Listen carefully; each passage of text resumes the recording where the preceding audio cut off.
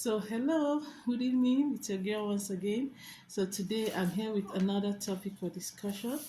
And today I'm talking about five things you don't tell a single lady. Yes, a mature single lady. There are five. In fact, there are many of them, but today I'm just going to talk about five of them. You don't tell them to their face. In fact, you don't even talk about it because it will demoralize them. Okay, so the first one is, why are you still single? Yes, maybe you are asking that question because the person is a beautiful person.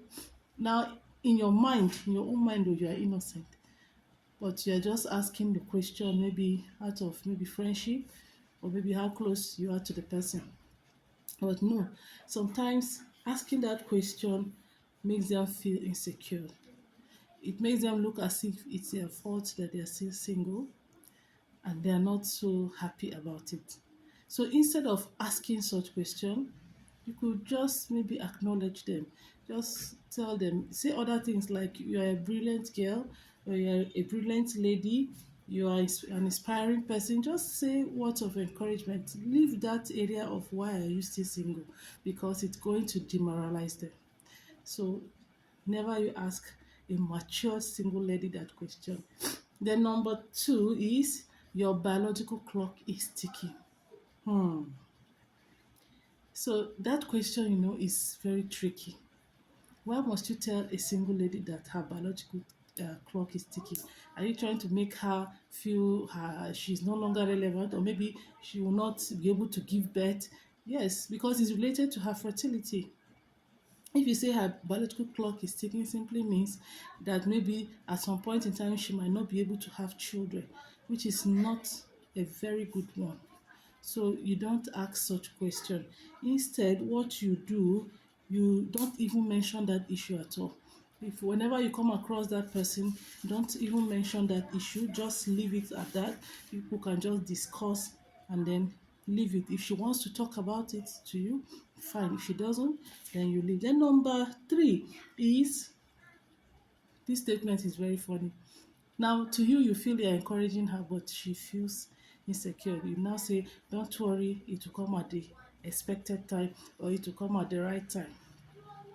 So that word is not encouraging for them. They feel it's hurtful. It makes them think that singleness is just a temporary phase in their life or a permanent phase. They will think that maybe at the end of the day they might not even settle down to get married. So you should be careful in asking those questions. Instead, what you do is to what you should encourage them, okay, by listening to them and don't say anything, okay. So at that point, if they are willing to tell you something related to such issue, they should be free because you are giving them a listening ear. So they should be free to listen to you or to express themselves to you and to tell them their frustrations. So never you ask a question as such. Okay. Then the fourth one is, have you tried? Yes. Maybe you are trying to ask out of maybe out of friendship, you want to ask her, have you tried maybe dating, or maybe have you tried doing this to make sure you are in a relationship, or making sure you are settling down? No, that question is not good for them. Okay, they feel so insecure. Now, by asking such question, you are making her feel as if she's a picky person. Maybe she has seen men are coming for her, and she's trying to choose maybe a rich man, or she's busy choosing people when she's supposed to be settling down. So if you are asking her such question, she will feel so insecure. So please don't do that. Rather, what you do is, you acknowledge her. Then you can ask her questions that relates to maybe her workplace, the last trip she made, maybe market, business, and all of that. So you rather don't bring up that issue. Okay?